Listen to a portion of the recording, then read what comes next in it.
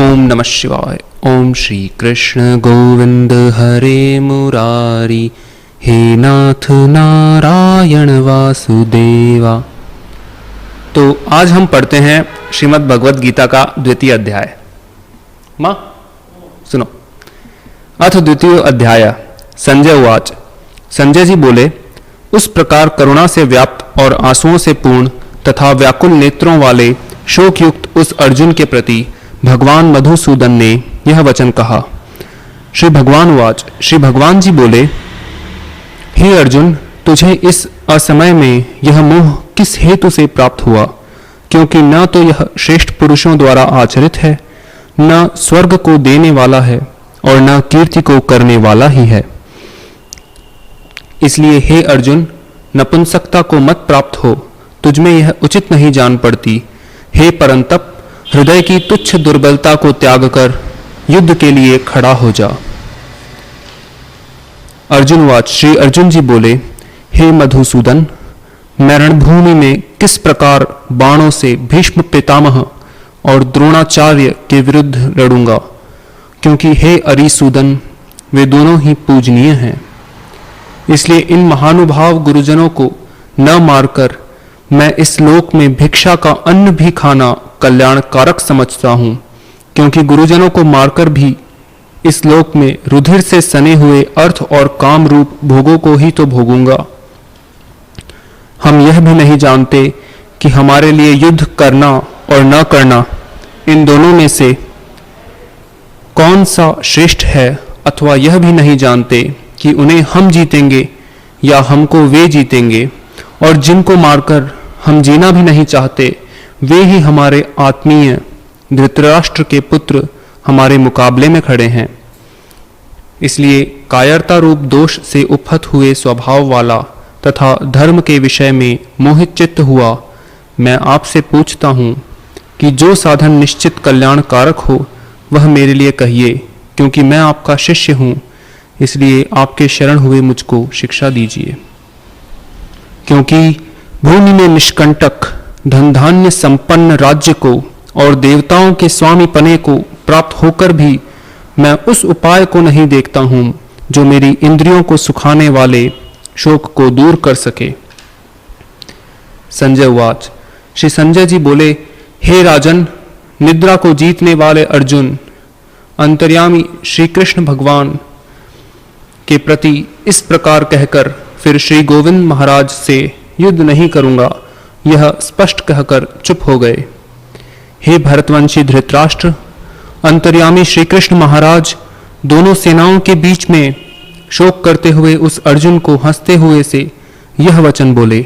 श्री भगवान वाच। श्री भगवान जी बोले, हे अर्जुन, तू न शोक करने योग्य मनुष्यों के लिए शोक करता है और पंडितों के से वचनों को कहता है, परंतु जिनके प्राण चले गए हैं उनके लिए और जिनके प्राण नहीं गए हैं उनके लिए भी पंडित जन शोक नहीं करते।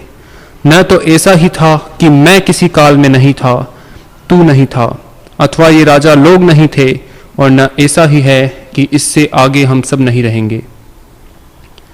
जैसे जीवात्मा की इस देह में बालकपन, जवानी और वृद्धावस्था होती है, वैसे ही अन्य शरीर की प्राप्ति होती है। उस विषय में धीर पुरुष मोहित नहीं होता।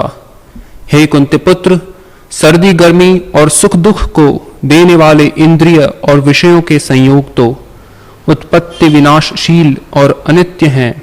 इसलिए हे भारत, उनको तू सहन कर, क्योंकि हे पुरुष श्रेष्ठ, सुख दुख को समान समझने वाले जिस धीर पुरुष को ये इंद्रिय और विषयों के संयोग व्याकुल नहीं करते, वह मोक्ष के योग्य होता है। असत वस्तु की तो सत्ता नहीं है और सत वस्तु का अभाव नहीं है। इस प्रकार इन दोनों का ही तत्वज्ञानी पुरुषों द्वारा देखा गया है। नाश रहित तो तू उसको जान जिससे यह संपूर्ण जगत दृश्य वर्ग व्याप्त है। इस अविनाशी का विनाश करने में कोई भी समर्थ नहीं है। इस नाश रहित अप्रमेय नित्य स्वरूप जीवात्मा के ये सब शरीर नाशवान कहे गए हैं। इसलिए हे भरतवंशी अर्जुन, तू युद्ध कर।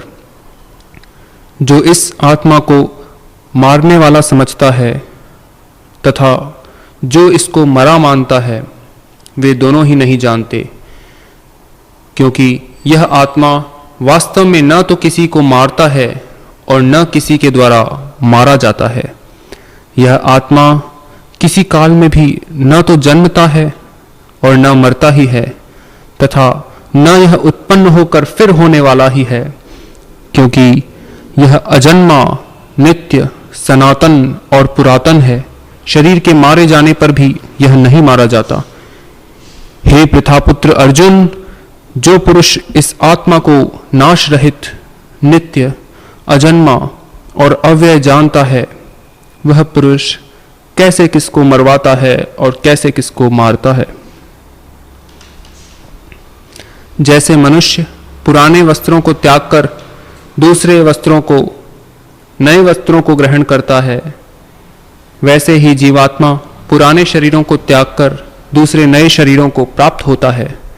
इस आत्मा को शस्त्र नहीं काट सकते, इसको आग नहीं जला सकती, इसको जल नहीं गला सकता और इसको वायु नहीं सुखा सकता, क्योंकि यह आत्मा अच्छेद्य है।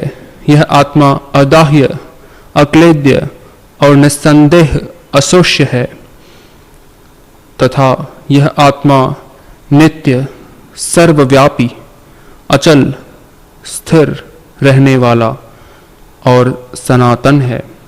यह आत्मा अव्यक्त है, यह आत्मा अचिंत्य है और यह आत्मा विकार रहित कहा जाता है। इससे हे अर्जुन, इस आत्मा को उपयुक्त प्रकार से जानकर तू शोक करने को योग्य नहीं है, अर्थात तुझे शोक करना उचित नहीं है। किंतु यदि तू इस आत्मा को सदा जन्मने वाला तथा सदा मरने वाला मानता हो, तो भी हे महाबाहो, तू इस प्रकार शोक करने को योग्य नहीं है, क्योंकि इस मान्यता के अनुसार जन्मे हुए की मृत्यु निश्चित है और मरे हुए का जन्म निश्चित है। इससे भी इस बिना उपाय वाले विषय में तू शोक करने को योग्य नहीं है। हे अर्जुन, संपूर्ण प्राणी जन्म से पहले अप्रकट थे और मरने के बाद भी अप्रकट होने वाले हैं, केवल बीच में ही प्रकट हैं। फिर ऐसी स्थिति में क्या शोक करना है। कोई एक महापुरुष ही इस आत्मा को आश्चर्य की भांति देखता है और वैसे ही दूसरा कोई महापुरुष ही इसके तत्व का आश्चर्य की भांति वर्णन करता है, तथा दूसरा कोई अधिकारी पुरुष ही इसे आश्चर्य की भांति सुनता है और कोई कोई तो सुनकर भी इसको नहीं जानता। हे अर्जुन, यह आत्मा सबके शरीर में सदा ही अवध्य है। अवध्य अर्थात जिसका वध नहीं किया जा सके। इस कारण संपूर्ण प्राणियों के लिए तू शोक करने के योग्य नहीं है, तथा अपने धर्म को देखकर भी तू भय करने योग्य नहीं है, अर्थात तुझे भय नहीं करना चाहिए, क्योंकि क्षत्रिय के लिए धर्मयुक्त युद्ध से बढ़कर दूसरा कोई कल्याणकारी कर्तव्य नहीं है। हे पार्थ, अपने आप प्राप्त हुए और खुले हुए स्वर्ग के द्वार रूप इस प्रकार के युद्ध को भाग्यवान क्षत्रिय लोग ही पाते हैं। किंतु यदि तू इस धर्मयुक्त युद्ध को नहीं करेगा तो स्वधर्म और कीर्ति को खोकर पाप को प्राप्त होगा, तथा सब लोग तेरी बहुत काल तक रहने वाली अपकीर्ति का भी कथन करेंगे, और माननीय पुरुष के लिए अपकीर्ति मरण से भी बढ़कर है। और जिनकी दृष्टि में तू पहले बहुत सम्मानित होकर अब लघुता को प्राप्त होगा, वे महारथी लोग तुझे भय के कारण युद्ध से हटा हुआ मानेंगे। तेरे वैरी लोग तेरे सामर्थ्य की निंदा करते हुए तुझे बहुत से न कहने योग्य वचन भी कहेंगे। उससे अधिक दुख और क्या होगा। या तो तू युद्ध में मारा जाकर स्वर्ग को प्राप्त होगा, अथवा संग्राम में जीतकर पृथ्वी का राज्य भोगेगा। इस कारण हे अर्जुन, तू युद्ध के लिए निश्चय करके खड़ा हो जा। जय पराजय, लाभ हानि और सुख दुख को समान समझकर उसके बाद युद्ध के लिए तैयार हो जा। इस प्रकार युद्ध करने से तो पाप को नहीं प्राप्त होगा। हे पार्थ, यह बुद्धि तेरे लिए ज्ञान योग के विषय में कही गई और अब तू इसको कर्म योग के विषय में सुन। जिस बुद्धि से युक्त हुआ तू कर्मों के बंधन को भली भांति त्याग देगा, अर्थात सर्वथा नष्ट कर डालेगा। इस कर्म योग में आरंभ का अर्थात बीज का नाश नहीं है और उल्टा फलरूप दोष भी नहीं है, बल्कि इस कर्मयोग रूप धर्म का थोड़ा सा भी साधन जन्म मृत्यु रूप महान भय से रक्षा कर लेता है।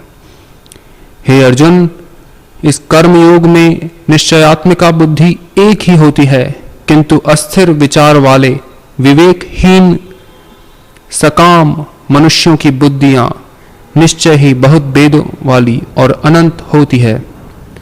हे अर्जुन, जो भोगों में तन्मय हो रहे हैं, जो कर्म फल के प्रशंसक वेद वाक्यों में ही प्रीति रखते हैं, उनमें स्वर्ग ही परम प्राप्य वस्तु है और जो स्वर्ग से बढ़कर दूसरी कोई वस्तु ही नहीं है, ऐसा कहने वाले हैं, वे अविवेकी जन इस प्रकार की जिस पुष्पित अर्थात दिखाऊ शोभायुक्त वाणी को कहा करते हैं, जो कि जन्म रूप कर्म फल देने वाली एवं भोग तथा ऐश्वर्य की प्राप्ति के लिए नाना प्रकार की बहुत सी क्रियाओं का वर्णन करने वाली है, उस वाणी द्वारा जिनका चित्त हर लिया गया है, जो भोग और ऐश्वर्य में अत्यंत आसक्त हैं, उन पुरुषों की परमात्मा में निश्चयात्मिका बुद्धि नहीं होती।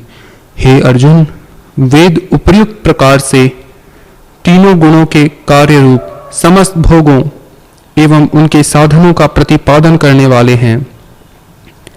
इसलिए तू उन भोगों एवं उनके साधनों में आसक्तिहीन, हर्ष शोकादि द्वंद्वों से रहित, नित्य वस्तु परमात्मा में स्थित योग क्षेम, अप्राप्त की प्राप्ति का नाम योग है और प्राप्त वस्तु की रक्षा का नाम क्षेम है।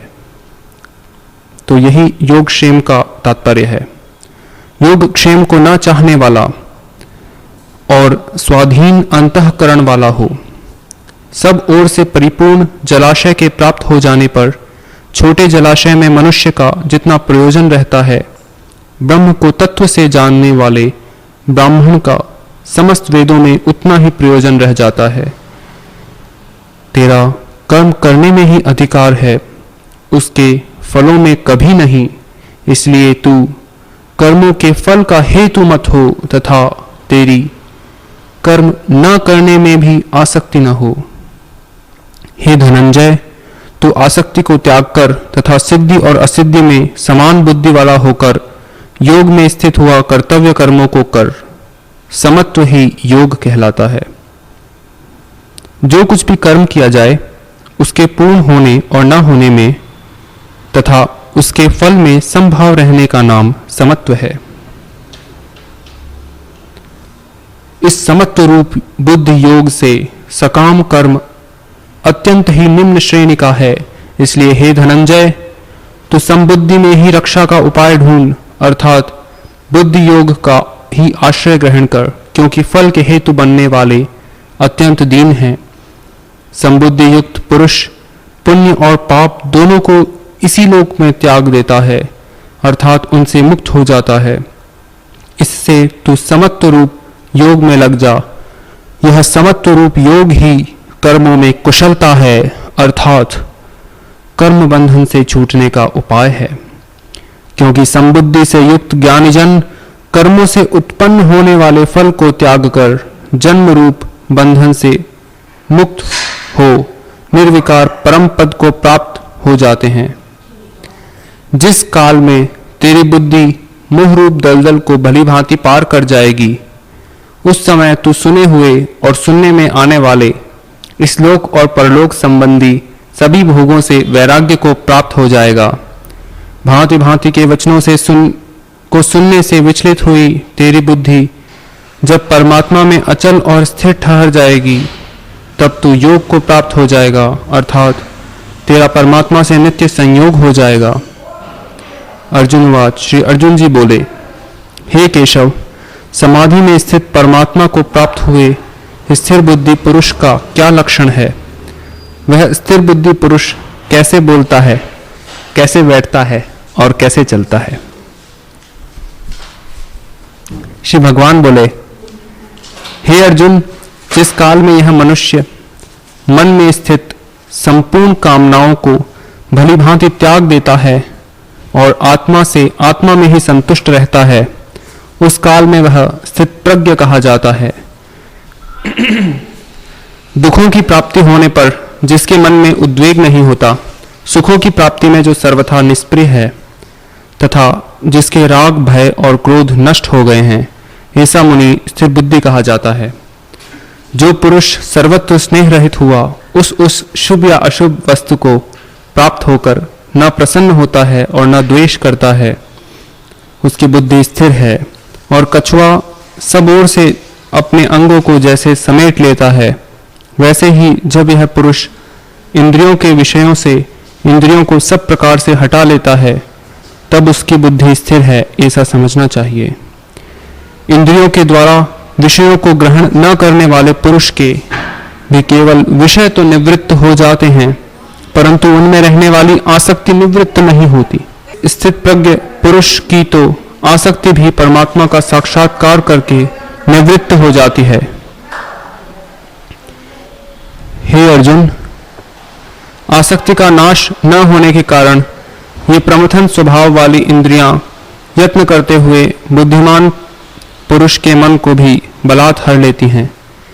इसलिए साधक को चाहिए कि वह उन संपूर्ण इंद्रियों को वश में करके समाहित चित्त हुआ मेरे परायण होकर ध्यान में बैठे, क्योंकि जिस पुरुष की इंद्रियां वश में होती हैं उसकी बुद्धि स्थिर हो जाती है। विषयों का चिंतन करने वाले पुरुष की उन विषयों में आसक्ति हो जाती है। आसक्ति से उन विषयों की कामना उत्पन्न होती है और कामना में विघ्न पड़ने से क्रोध उत्पन्न होता है। क्रोध से अत्यंत मूढ़ भाव उत्पन्न हो जाता है। मूढ़ भाव से स्मृति में भ्रम हो जाता है।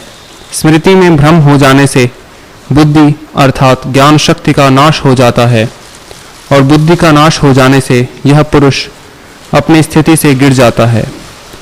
परंतु अपने अधीन किए हुए अंतःकरण वाला साधक अपने वश में की हुई राग द्वेष से रहित इंद्रियों द्वारा विषयों में विचरण करता हुआ अंतःकरण की प्रसन्नता को प्राप्त होता है। अंतःकरण की प्रसन्नता होने पर इसके संपूर्ण दुखों का अभाव हो जाता है और उस प्रसन्न चित्त वाले कर्मयोगी की बुद्धि शीघ्र ही सब ओर से हटकर एक परमात्मा में ही भली प्रकार स्थित हो जाती है। न जीते हुए मन और इंद्रियों वाले पुरुष में निश्चयात्मिका बुद्धि नहीं होती और उस अयुक्त मनुष्य के अंतःकरण में भावना भी नहीं होती तथा भावनाहीन मनुष्य को शांति नहीं मिलती और शांति रहित मनुष्य को सुख कैसे मिल सकता है? क्योंकि जैसे जल में चलने वाली नाव को वायु हर लेती है, वैसे ही विषयों में विचरती हुई इंद्रियों में से मन जिस इंद्रिय के साथ रहता है वह एक ही इंद्रिय इस अयुक्त पुरुष की बुद्धि को हर लेती है। इसलिए हे महाबाहो, जिस पुरुष की इंद्रियों के विषयों से सब प्रकार निग्रह की हुई हैं, उसी की बुद्धि स्थिर है।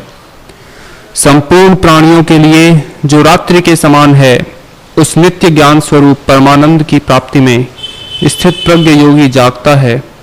और जिस नाशवान सांसारिक सुख की प्राप्ति में सब प्राणी जागते हैं, परमात्मा के तत्व को जानने वाले मुनि के लिए वह रात्रि के समान है।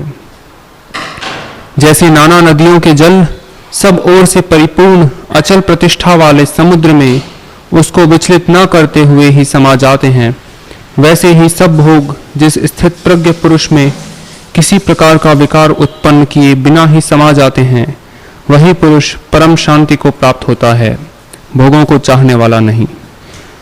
जो पुरुष संपूर्ण कामनाओं को त्याग कर ममता रहित, अहंकार रहित और स्पृहा रहित हुआ विचरता है, वही शांति को प्राप्त होता है, अर्थात वह शांति को प्राप्त है। हे अर्जुन, यह ब्रह्म को प्राप्त हुए पुरुष की स्थिति है। इसको प्राप्त होकर योगी कभी मोहित नहीं होता और अंत काल में भी इस ब्राह्मी स्थिति में स्थित होकर ब्रह्मानंद को प्राप्त हो जाता है। ओम तत्सदिति श्रीमद् भगवद गीता उपनिषत्सु ब्रह्म विद्यायाम योग शास्त्रे श्री कृष्णार्जुन संवादे सांख्य योगो नाम द्वितीय अध्याय। तो आज हमने द्वितीय अध्याय पढ़ा जिसका नाम सांख्य योग था। ओम श्री कृष्ण गोविंद हरे मुरारी हे नाथ नारायण वासुदेवा। ओम हरिप्रिय नमोस्तुते। जय तुलसी माता।